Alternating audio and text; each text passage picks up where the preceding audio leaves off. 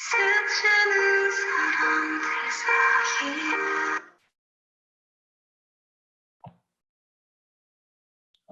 selamat sore semua. Selamat berjumpa kembali di Embun Jiwa episode kedua ya. Sudah seminggu kita tidak bertemu. Mungkin banyak kejadian yang terjadi ya selama seminggu ini, termasuk Gunung Semeru yang meletus. Saya berdoa supaya semua diberi keselamatan ya. Para pengungsi juga semoga mendapat bantuan yang cepat dan tepat sesuai dengan kebutuhan masing-masing. Oke, terima kasih. Jangan lupa untuk mereka yang nanti mengikuti acara ini ya, memberikan pertanyaan ataupun ingin mendapatkan masukan ya, dan juga sudah subscribe. Nanti di akhir acara akan kita undi dan pemenangnya akan diumumkan via Twitter Gentlegoose @gentlegoosemlg ya. Nanti bisa lihat di sana. Oke, kita mulai aja. Ada beberapa masalah yang sudah masuk ya, yang mungkin ingin ditanyakan. Oke, sebentar.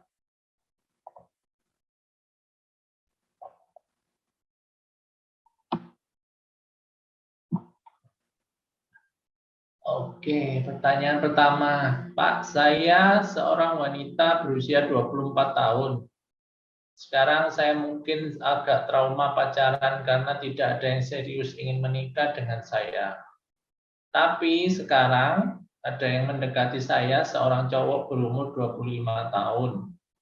Serius ingin langsung menikah, tapi dia meminta saya untuk bekerja dulu, sementara dia menyelesaikan kuliah S2-nya. Bagaimana menurut pendapat Bapak? Oke ya. Ini ceritanya udah langsung mau nikah ya, serius ya. Tapi mungkin kalau perkenalannya singkat ya, istilahnya tanpa pacaran dulu ya, tentu aja plus minusnya. Mungkin saudari A, kita sebut dari saudari A ini ya, trauma pacaran karena mungkin beberapa kali pacaran, ternyata tidak ada yang serius, hanya sekedar happy-happy aja ya. Kemudian sekarang ada yang ingin langsung menikah, tapi minta saudari A bekerja dulu, sementara nanti suaminya menyelesaikan S2. Sebenarnya nggak masalah ya, nggak masalah, tapi harus ada pengertian dulu dari kedua belah pihak, terutama saudari A sendiri, karena begini, menikah yang tanpa pacaran atau perkenalan lebih dulu itu kan pasti istilahnya harus saling kenal ya. Yang pacaran lama aja setelah menikah masih banyak harus beradaptasi, apalagi mungkin yang sama sekali belum kenal ya. Jadi harapan saya kalau memang akhirnya menikah dan nanti suaminya melanjutkan S2, sementara saudari A bekerja untuk memenuhi kebutuhan rumah tangga ya tentu istilahnya nggak bisa memaksakan, oh ya harus begini, harus begitu, karena saya mencari uang dan lain-lain. Tentu banyak adaptasi yang harus dilakukan. Adaptasinya tentu nggak mudah karena selama ini kan mungkin di masyarakat Indonesia tuh umum berlaku bahwa mungkin suami yang mencari nafkah, sementara istri mungkin sebagai pelengkap untuk nafkah ya. Jadi kalau suaminya nanti menyelesaikan S2 ya harapannya nggak lama-lama. S2 mungkin bisa 3 tahun selesai ya. Tergantung jurusannya juga. Jadi masukan saya kalau memang ternyata nanti menikah, ya penyesuaiannya mungkin harus lebih banyak dan lebih sabar. Itu aja mungkin kiranya bisa menjawab pertanyaan dari saudari A ya. Oke. Berikutnya.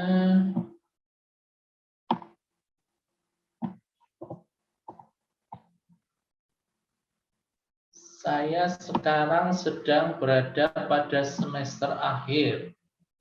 Saya seorang cowok berusia 22 tahun. Ingin tahu seberapa penting sih pengalaman organisasi kemahasiswaan nanti dalam dunia kerja? Apakah terpakai atau tidak, Pak? Dunia kerja dengan dunia kuliah memang beda ya. Tuntutannya pasti lebih besar, lebih berat, dan mungkin juga nggak bisa sedamai, setentram kuliah ya. Kalau kuliah kan bisa semau kita ambil berapa SKS, semau kita mau ikut mata kuliah yang mana, tapi kalau kerja kan nggak bisa, tuntutannya juga besar. Terus bagaimana hubungannya dengan kegiatan kemahasiswaan yang diikuti selama kuliah?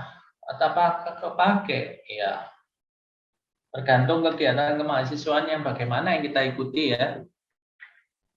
Kalau kegiatan kemahasiswaan tersebut umumnya bersifat ekstrakurikuler, ya tentunya nanti disesuaikan dengan jenis pekerjaan yang dilakukan. Contohnya begini, kalau Anda ikut Mapala, mahasiswa pencinta alam ya, sementara nanti pekerjaan Anda accounting, ya tentu saja nggak terpakai. Tapi kalau misalnya pekerjaan dulu di lembaga kemahasiswaan masuk ke Litbang, penelitian pengembangan, kemudian Anda bekerja di bagian quality control, misalnya di suatu pabrik, ya pasti kepake, ya kan?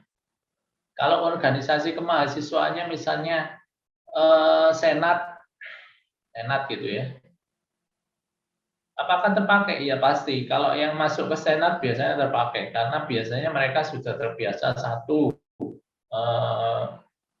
rapat ya, meeting, diskusi, sudah terbiasa. Dua, sudah terbiasa menyiapkan proposal. Proposal baik itu untuk proyek maupun untuk hal-hal lain yang berkaitan dengan organisasi kemahasiswaan. Tiga, sudah terbiasa menyampaikan laporan pertanggungjawaban. Itu pasti nanti akan dipakai semua di dalam dunia kerja ya. Jadi kalau misalnya tanya terpakai enggak ya? Ya, pasti nanti ada beberapa hal yang terpakai. Tapi tentu saja disesuaikan dengan pekerjaan, jenis pekerjaan yang kita lakukan nantinya. Oke. Oke, sudah dua pertanyaan. Kita akan bahas lagi. Pertanyaan-pertanyaan sudah masuk ya.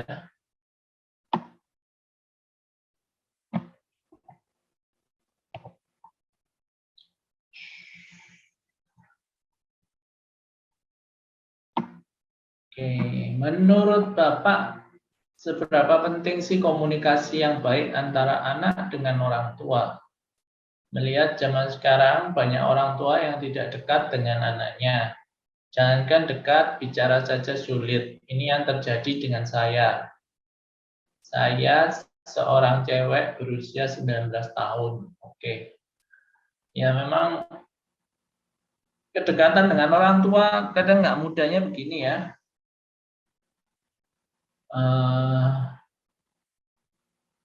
Kita berusaha mendekatkan diri, orang tuanya nggak dekat.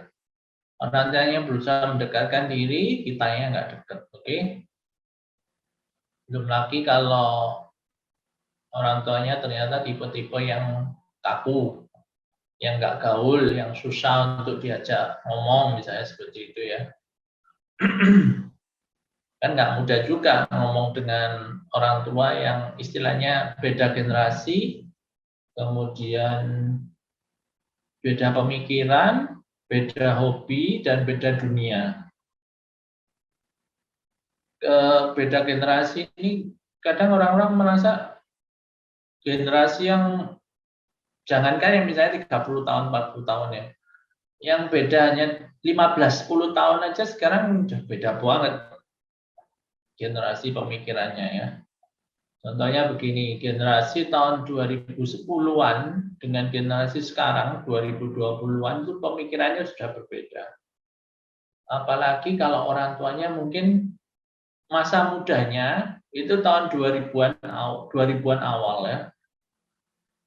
Jadi beda dengan si penanya ini, kita sebut saja si B. cewek usia 19 tahun, berarti kan mungkin orang tuanya mengalami masa muda di awal tahun 2000-an ya. Tahun 2000-an itu kan HP masih yang model feature phone, Nokia, Sony Ericsson, Motorola ya. Samsung aja zaman itu masih belum terkenal ya. Jangankan iPhone belum ada malah. Jadi mereka internet juga ya, internet belum terlalu, masih hanya sekedar email, kemudian website tertentu, kebanyakan dari Amerika ya. Website Indonesia waktu itu paling hanya apa ya? Detik itu sudah mulai ada, tapi sisanya masih belum ada. Kantor-kantor berita rata-rata belum ada zaman ini. Jadi kalau pemikiran zaman tahun 2000-an awal atau 90-an akhir dengan generasi yang 2020 secara informasi aja sudah beda jauh ya. Secara teknologi dan informasi sudah beda jauh. Jadi kalau mau ngomong juga mungkin kadang nggak nyambung. Yang sekarang semua serba tech, serba gadget. Mungkin yang orang tuanya sekarang masih cari koran kalau pagi ya, masih baca koran, masih cari majalah. Mungkin karena kan ya zaman itu koran masih lumrah ya, koran, majalah masih lumrah. Jadi bukan sesuatu hal yang aneh. Zaman sekarang aneh ketika orang masih baca koran, baca majalah, semua sudah ada di gadget. Kemudian beda pemikiran. Jadi pemikirannya begini, yang remaja pemikirannya masih galau, masih berpacaran, masih misalnya berteman itu bagaimana, masih cari tempat kuliah bagaimana, cari kerja bagaimana, cita-cita. Yang orang tuanya pemikirannya sudah mengenai bagaimana memenuhi kebutuhan hidup. Jadi beda, dan bedanya jauh sekali ya. Kemudian beda mengenai ini, beda lagi yang mengenai pemikiran, beda dunia. Dunianya mungkin kalau yang si B ini ya, remaja putri si B ini masih dunia lepas dari SMA masuk ke perguruan tinggi. Sementara orang tuanya mungkin sudah 10-15 tahun lebih bekerja, atau bahkan mungkin sudah 20 tahun bekerja. Jadi dunianya mengenai kerja. Jadi kalau mau cerita gaul juga mungkin ketinggalan jauh dan ya. Karena kan mungkin yang dipikirkan selama 20 tahun itu ya kerja. Bagaimana meningkatkan karir, bagaimana mengembangkan bisnis dan lain-lain. Jadi gimana caranya supaya ngomongnya nyambung ya? Ngomongnya mungkin bisa nyambung, bisa enggak. Tergantung pendekatan dari kedua belah pihak. Kalau mau nyambung bisa dicari mulai dari hobi yang sama. Mungkin hobinya nggak bisa sama ya, nggak bisa sama persis. Contohnya orang tuanya misalnya hobinya apa, mancing, atau hobinya apa, otomotif. Sementara si cewek ini hobinya mungkin ya nggak tahu hobi anak cewek sekarang apa ya, macam-macam ya. Yang pasti orang tuanya mungkin harus didekatin dari segi hobi dulu supaya nyambung. Itu kalau mau mendekatkan diri. Sementara kalau gimana caranya mendekatkan diri kalau dua-duanya hobinya nggak sama, dua-duanya sama-sama kaku dan lain-lain, ya paling enggak usahakan kalau makan malam bersama. Kalau makan malam nggak bisa bersama, ya akhir pekan makan bersama atau keluar makan bersama. Sabtu kan malam mingguan, ya kan bersama, entah bersama teman, entah bersama pacar, ya minggu malam lah makan bersama keluarga, oke? Kalau berusaha mendekatkan diri, pasti lama-lama akan dekat. Karena kan satu rumah. Pasti akan berusaha mendekatkan diri, pasti lama-lama akan dekat. Memang nggak mudah kalau kedua belah pihak merasa sama-sama jauh. Tapi minimal kalau ada satu pihak yang berusaha mendekatkan diri, ya pasti akan lebih mudah. Oke, harapan saya sih seperti itu. Oke, semoga ini bisa menjawab pertanyaan. Berikutnya,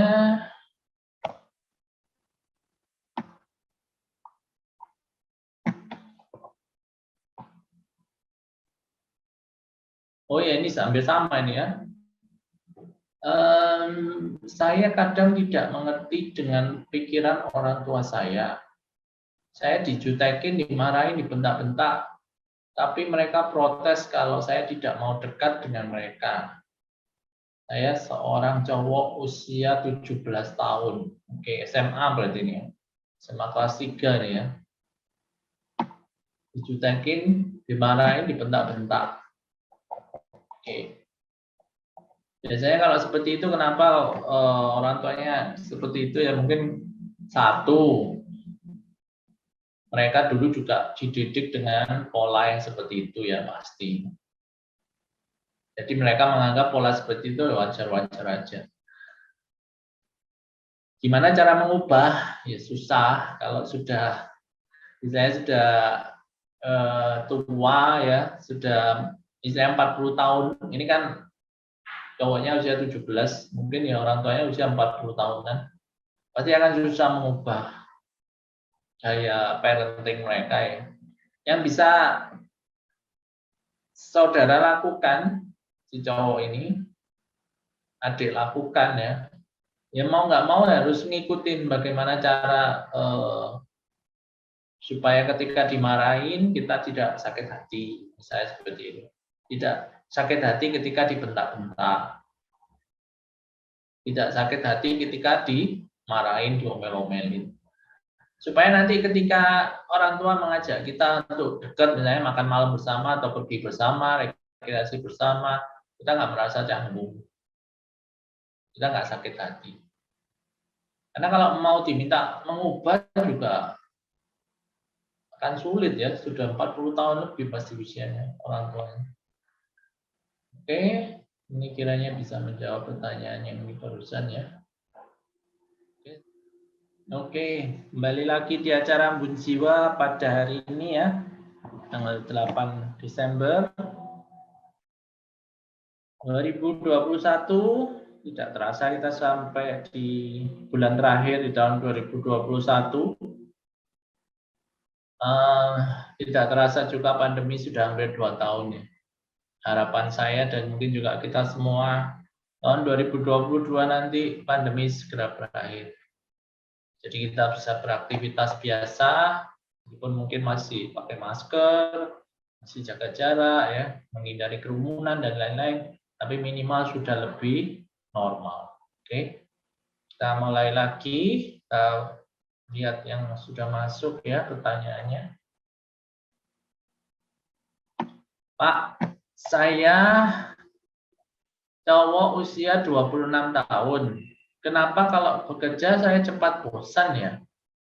Tiap 2-3 bulan saya ingin pindah pekerjaan. Bagaimana cara mencintai pekerjaannya? Oke. Ini mungkin kurang nggak dijelaskan sekarang lagi bekerja di bidang apa ya. Tapi kalau pekerjaannya cepat bosan mungkin perlu dipikirkan juga dulu ambil jurusan kuliahnya apa, kemudian sekarang pekerjaannya sesuai nggak dengan bidang kuliahnya dulu ya. Jadi misalnya kuliah dulu jurusan bahasa, ternyata sekarang pekerjaannya sebagai CS, ya tentu saja merasa nggak nyaman ya, nggak cocok dengan yang dulu dipelajari waktu kuliah. Tapi dulu waktu setelah saya lulus juga banyak teman-teman saya yang istilahnya bekerja tidak sesuai bidang ya, masuk ke bank, masuk ke pabrik dan lain-lain. Bagaimana cara mencintai pekerjaan ya? Otomatis satu, pertama lingkungan kerja yang nyaman itu pasti akan membuat kita merasa nyaman. Rekan-rekan kerja yang suportif, saling mendukung itu pasti sangat-sangat membantu ya. Politik kantornya sedikit, kemudian bosnya mungkin care dan lain-lain. pasti akan sangat membantu kita mencintai pekerjaan kita. Soalnya kan mulai pagi jam 8 sampai mungkin jam 6 sore kita di kantor atau di pabrik. Jadi hampir sepertiga hidup itu dihabiskan di kantor ya, atau di pabrik. Jadi kalau nggak nyaman ya pasti akan merasa, aduh nggak betah ini. Kemudian kedua, kalau misalnya di kantor bosnya killer gitu ya, teman-teman kantor nggak ada yang cocok dan lain-lain. Ya mungkin kita bidang pekerjaan kita mungkin yang kita senangi, misalnya kita selama ini desain grafis dulu kuliahnya dan sekarang pekerjaannya juga desain grafis, graphic designer. Tentu saja akan cocok dan lebih bagus karena kita merasa ya ini memang bidang yang ingin saya tekuni. Itu pasti akan membuat kita mencintai pekerjaan kita ya. Yang ketiga, ini kadang yang kurang disadari. Yang ketiga adalah perjalanan pulang pergi dari kantor atau pabrik. Ya kan itu sangat-sangat berpengaruh. Kalau perjalanan pulang pergi dari kantor atau pabrik itu membuat kita stres, macet, lama, jauh, otomatis sampai kantor ya kita merasa udah jenuh, habis energinya ya. Jadi kalau mau ingin mencintai pekerjaan, ya pertama harus itu dulu lingkungan kantor yang mendukung. Dua, pekerjaannya adalah bidang pekerjaan yang memang dicintai. Tiga, perjalanan pulang perginya nggak jauh atau paling nggak macet. Karena kalau di Jakarta kan seperti kita tahu sendiri selain macet juga pasti jauh ya.